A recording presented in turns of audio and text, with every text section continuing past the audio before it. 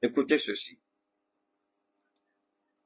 En 2010, avec le soutien de Nicolas Sarkozy, avec la complicité de Barack Obama, l'OTAN, la Côte d'Ivoire n'est même pas un pays membre de l'OTAN.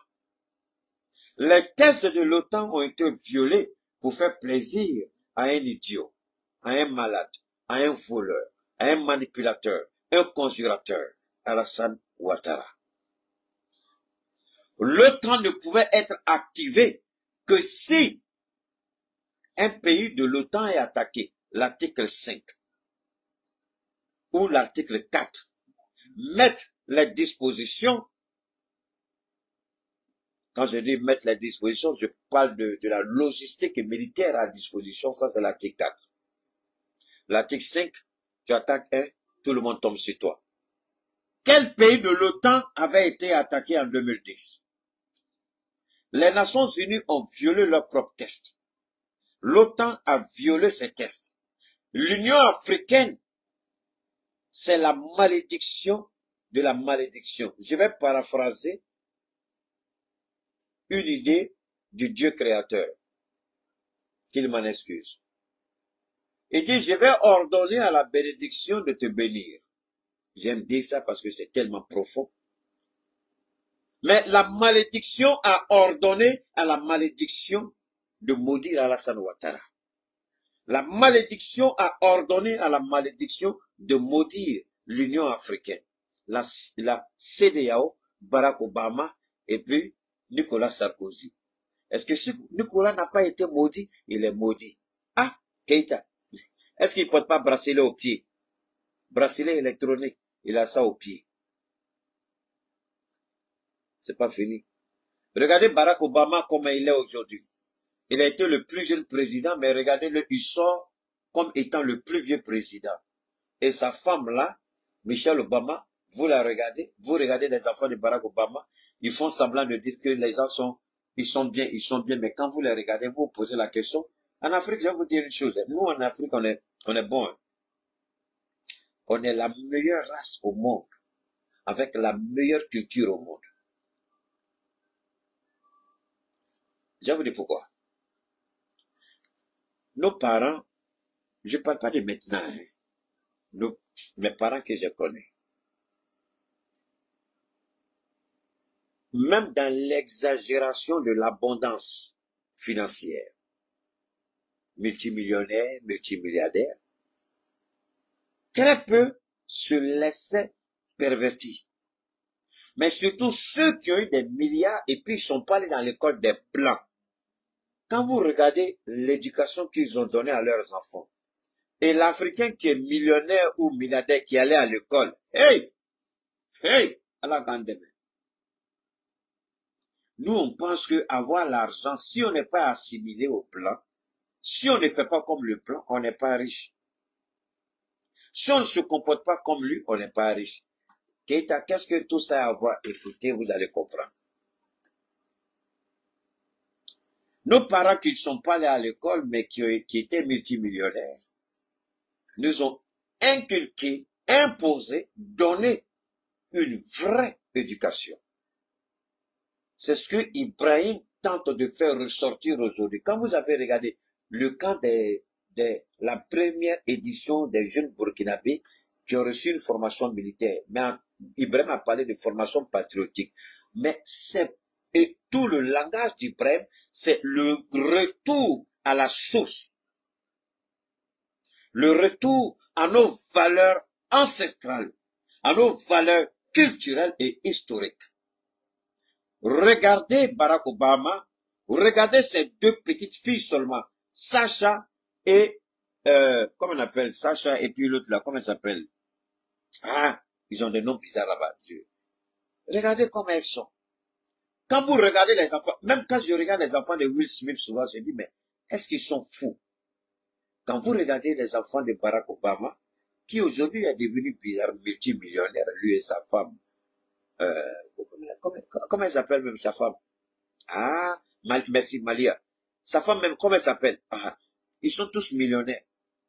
Mais regardez les enfants de Barack Obama. On dirait des déshérités, on dirait des Éthiopiens, on dirait des égarés, on dirait qu'ils n'ont pas papa, ils n'ont pas maman. Vous regardez habillement, vous les regardez, j'ai dit, subhanallah. On dit, c'est dans ça l'homosexualité commence. On dit, ah, il faut les laisser, ah, merci Michel Obama. Il faut les laisser faire ce qu'ils veulent. Sacha et Malia, merci infiniment les gars. Mais nous, c'est pas comme ça. Nous, on vit pas comme ça. Donc, c'est une façon de vous dire, Barack lui-même là, la malédiction est derrière lui, c'est chaud sur lui. Parce qu'ils ont commis des crimes en Côte d'Ivoire. Mais souvent quand nous disons que Dieu va frapper, les gens pensent que quand moi j'ai fini de dire ça, dès qu'on sonne demain matin, Dieu va abattre la foudre sur la personne. Dieu ne travaille pas comme ça. Dieu ne travaille pas selon moi mes émotions. Détrompez-vous. Si c'est ce que vous croyez, vous mentez. Il y a quelque chose chaque fois qui me revient en tête parce que j'ai dit ça une fois. Quand j'ai dit que 2 enfants d'Adjumani seront fous, parce que la malédiction va aller au stade de la folie, les gens n'ont pas compris. Ce n'est pas moi, c'est pas ce que moi je veux. Souvent quand je parle, il faut que vous arriviez à faire la distinction. Quand je dis ça c'est moi, ou bien quand je dis ça ce n'est pas moi, mais c'est Dieu qui m'aide à mon bout, parce que je sais comment ça vient. Et je sais la force avec laquelle ça vient. Et quand ça vient, je sais dans quel état se trouve mon être tout entier. Et quand j'annonce, au moment où j'annonce, je sais ce que ça me fait. Moi, je m'en fous qu'on me croit ou pas. Wallah, billah, je m'en fous. Croyez, je m'en fous. Ne croyez pas, je m'en fous. Billah, ça me fait du chaud du froid. Parce que vous allez voir. Si réellement c'est Dieu, ah ben, il y a rien là. Qui pouvait prétendre regarder Amadou Go? Je dis toujours pour les incrédules, les idiots qui ne comprennent pas. Qui pouvait regarder ces 2 gaillards, ces 2 groupions du RHDP, dire que c'est fini pour eux? Il faut avoir un sacré courage pour dire ça. Et rien ne se passe. Moi, je ne suis pas Makosso, la malédiction. Dieu a déjà annoncé sa sentence sur Makosso. Mais ne croyez pas que parce qu'on a dit ça, comme il a un problème de l'hypothèque, puis demain matin, ça se passer. Non. Nous, on annonce. Ça va s'accomplir. Le camp, ça, ce n'est pas nous. Nous annonçons. Pour le moment, ma relation n'est pas allée à un tel point où il va me donner la date. Il a fait ça avec Abraham, il a fait ça avec Moïse, avec certains prophètes. Mais comme je ne suis pas prophète, n'attendez pas que je vous dise dans tel mois, dans telle année. Je ne suis pas prophète. Je ne suis qu'un canal. Merci à toi, ma chérie Christine. Merci beaucoup, Christine. Donc, moi, je ne dis pas la date, je ne détermine pas. Mais je peux donner, et ça, c'est quand souvent Dieu est tellement précis, il me dit de dire la période, mais pas la date exacte. Je peux dire dans 6 mois, dans 8 mois, dans 2 ans, 3 ans. Mais qui a dit, je le dis une dernière fois pour que vous compreniez, qui a dit qu'Alassane Ouattara va détruire l'Afrique de l'Ouest? Qui a dit qu'Alassane Ouattara va détruire la démocratie? Au moment encore qu'il était dans de bonnes relations avec un Bédier, c'est moi. Je dis va détruire la démocratie en Côte d'Ivoire et il va s'attaquer aux pays voisins. Mais ce jour-là, c'était pas Keïta qui parlait. Est-ce qu'il ne l'a pas fait? Qu'un bâtard, 1000 fois bâtard, son père et sa mère, 1 milliard de fois bâtard. Si tu es sûr, il faut sortir pour dire que je n'ai pas dit ça. Si tu es garçon, sors. Qui a dit que Ouattara va détruire la démocratie en Côte d'Ivoire? C'est moi. Qui a dit qu'il va s'attaquer au pays de la sous-région? Il va détruire la CEDEAO. C'est moi. Où est la CEDEAO aujourd'hui? Donc, je sais de quoi je parle. Qui a appelé Ouattara le Léviathan? C'est moi. J'ai dit le serpent de mer qui veut tout avaler. Qui a dit que Ouattara veut faire du RHDP un parti unique pour revenir au système unique? Et ce jour, j'avais même interprété une chanson d'Alpha Blondy. Des philosophes, le maître à penser de la pensée unique. Voilà. Il dit, Alassane Ouattara veut penser pour les Ivoiriens. Une pensée unique qui vient du maître à penser. Terminé. pas d'autre parti. Il veut phagocyter et c'est encore l'expression que j'ai. Mais ça fait combien d'années je dis ça? Assimi n'était pas au pouvoir. Ibrahim, à cette époque, si tu lui dis qu'il sera présent, il va te gifler. À cette époque, tu disais à Assimi Goïta, il sera présent, il va te gifler. À cette époque, Soro croyait que Ouattara allait lui faire la passe. J'ai dit, Soro, ça n'arrivera pas. C'est moi. Donc, que des bâtards viennent ici, je m'en fous éperdument. Moi, je le dis toujours. Parce que je le dis et c'est prouvé. Et moi, je ne suis pas celui qui lance. C'est pourquoi j'ai dit, ah, Élie, pardon, pourtant là, ça a commencé à quelle année? On me dit, Élie, il a commencé en 2000. Bon, Élie, toi, c'est mon petit frère qui est venu après moi, faut laisser ça tomber. Le pasteur Sanogo, lui, je peux le respecter, lui, il y a longtemps, avec l'autre là, le Burkinabé, là. Voilà. Mais, Élie, pardon, faut laisser.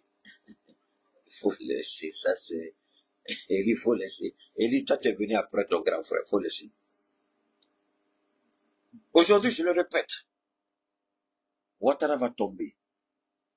Je reviens dans le jeu. Les Nations Unies, je reprends là où j'avais laissé, je ferme la parenthèse. J'ai dit que l'OTAN a violé ses propres tests. Pour que l'OTAN intervienne militairement, il faut que l'OTAN soit attaquée. Ils l'ont fait en Syrie, en violant leurs tests.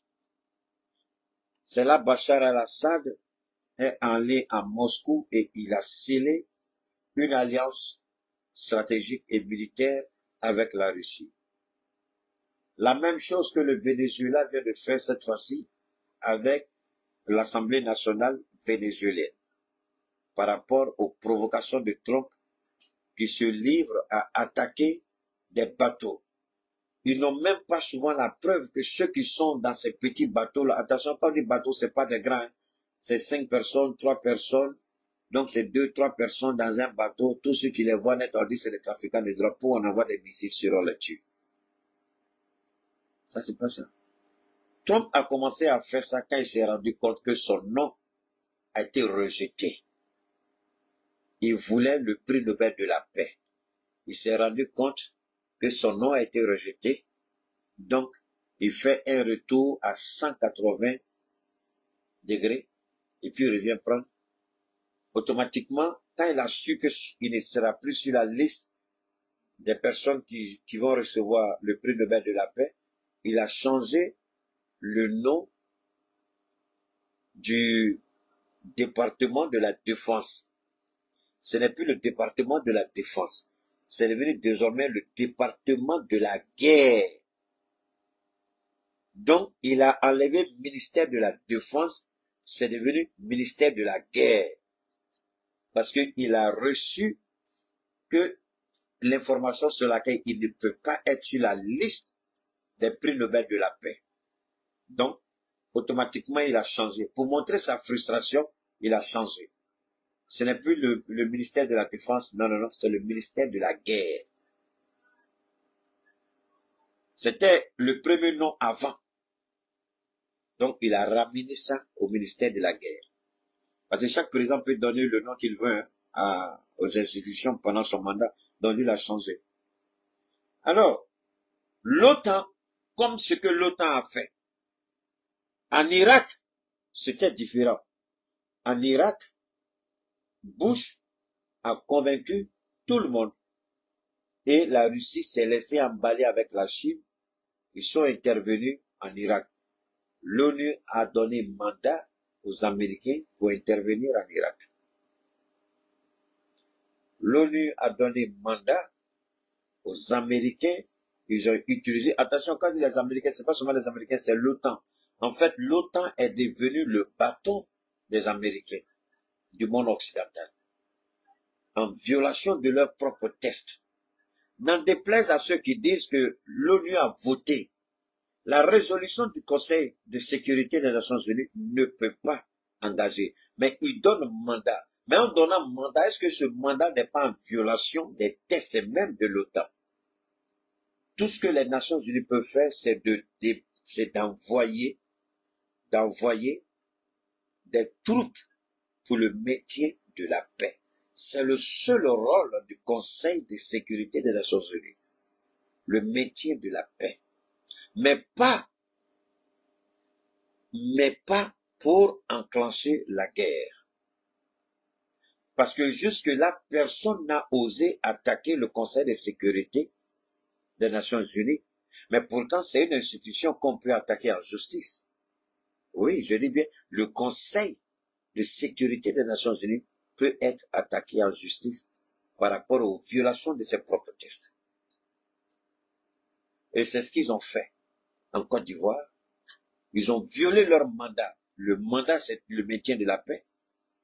L'OTAN a violé. Donc, deux violations. Je reviens. La même organisation, pourquoi Ouattara s'en fout de monsieur qui est venu? Beaucoup de gens sont en train de danser. J'ai vu mes frères en Europe, très contents, très heureux que les Nations Unies aient envoyé un émissaire. Je voudrais faire la part des choses. Même mon petit frère, comment on appelle, Rodrigue, l'avocat, l'excellent avocat Rodrigue, même mon petit frère, il ne peut pas me contredire ici. Pour que l'envoyé des Nations Unies, pour que son mandat soit un mandat hautement, légitime, de souverain, il aurait été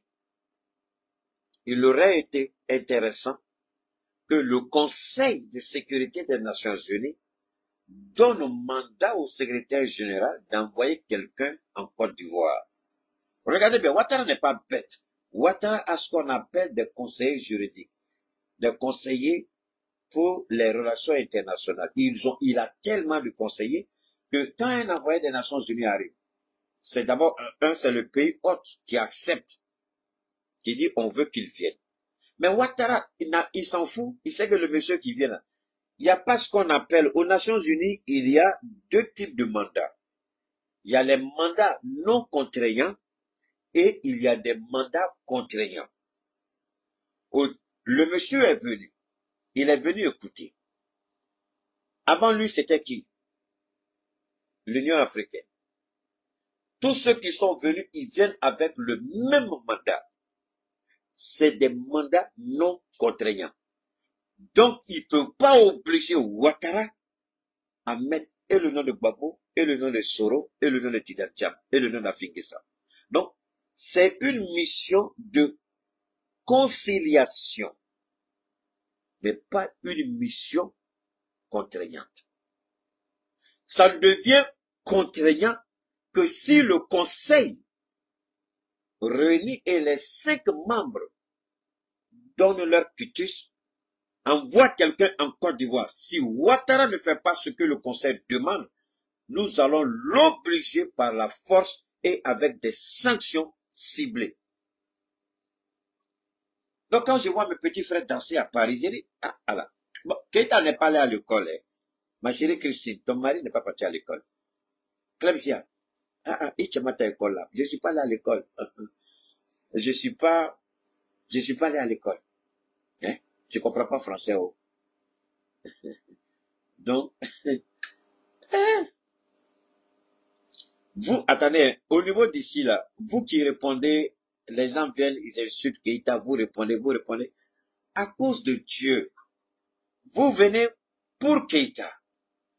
Je veux nous dire quelque chose de fondamentalement important que personne n'a eu à dire jusqu'à présent. Et vous perdez votre temps à répondre, à écrire des commentaires. Qu'est-ce que vous avez retenu dans ce que j'ai dit? Mais Gbagbo Laurent le sait. Tidiane Thiam était parti. Parce que souvent, moi, j'aime pas quand nos jeunes frères se mettent à danser dans leur voiture en faisant les directs, ils sont dans leur voiture, ils dansent, ils crient. Les Ivoiriens opprimés, fatigués, pensent que c'est fini, oh, tout est gagné. Arrêtez, quand vous ne comprenez pas, prenez le temps. Quand Keita, beaucoup l'appellent le sachant, attention, hein, c'est même pas ici, même en dehors. On m'appelle le sachant, c'est pas ici, et je le suis. Et je m'en vante, parce que ici, là, c'est rempli, à Fala, à Bakono. C'est pas à l'école. Dieu a mis dedans. Ce que je viens de dire, est-ce que vous avez compris? Le monsieur qui est venu en mission, vous avez écouté l'homme de la CEDEAO. Il a tellement allumé Ouattara en Côte d'Ivoire que nous, on était contents. On dit, ah, mais est-ce que la CEDEAO a pu prendre une décision? Alors que le monsieur, il a été clair. Je crois que c'est un ancien ministre des Affaires étrangères du Bénin. Il a été clair. Il a été clair. Et Ouattara n'a pas aimé le monsieur. Mais il n'a rien dit. Il a pris son téléphone. Qui est le président de la commission de la CEDEAO? C'est un Ivoirien. Je répète, c'est un Ivoirien. Pourquoi, depuis que le monsieur est venu, pourquoi la CEDEAO n'a pas parlé? Alors, moi, je fais ce direct-là pour dire aux Ivoiriens, n'attendez rien, ni de la CEDEAO, ni des Nations Unies. La seule chose qu'il faut faire, c'est chasser Ouattara du pouvoir. Et je vais vous donner les astuces qu'il faut. Mais avant, je vais déconstruire ce narratif qui vous fait croire que les Nations Unies ont pris la chose à main, c'est fini. Il y a un petit même qui est dedans, oxymore, bien quoi là. Petit frère, est-ce que tu t'es à quel donne? Faut pas faire tomber mes trucs là. Hein? Et vraiment, oxymore, moi je t'aime bien mon petit, mais faut mettre doucement passer. Toi tu es trop fort. C'est chaud, c'est chaud, c'est chaud. Avant, tu faisais les trucs avec le téléphone. Maintenant, tu es dans la voiture. Tout ça, c'est bien. Mais s'il te plaît, mon petit, est-ce que ce que tu dis là, est-ce que c'est la vérité? Je ne dis pas que tu mens, mais seulement tu ne pousses pas loin ta réflexion. Ta réflexion est limitée en cours de route. Les Nations Unies sont en Côte d'Ivoire, c'est fini. Mais petit, est-ce que tu sais ce qu'on appelle une mission contraignante et une mission non contraignante? L'homme qui est parti en Côte d'Ivoire, c'est une mission non contraignante. C'est une mission non contraignante. Oxymore, est-ce que tu comprends mon français? C'est-à-dire, il est allé, lui, il va pour négocier, lui, il va pour que les deux parties, ceux qui ne sont pas d'accord avec ceux qui sont d'accord, ils n'ont qu'à se mettre ensemble. À part ça, là, il n'y a rien qu'il peut faire. Même les Nations Unies, où tu sais qu'à fouille, rien. Maintenant, pour que les Nations Unies interviennent en Côte d'Ivoire, ce que Ouattara a fait, c'est la même chose que nous allons faire pour que les Nations Unies interviennent. Maintenant, si les Nations Unies n'interviennent pas, nous on va dire à la Côte d'Ivoire, on est prêt à sécuriser la population ivoirienne. On prend notre armée, et puis on va descendre à la San Ouattara, et puis on dit, bon, les Ivoiriens, on est venus vous. N'oubliez pas de vous abonner et d'activer la cloche de notification pour rester informé de nos prochaines vidéos. Restez à l'écoute pour les développements passionnants à venir.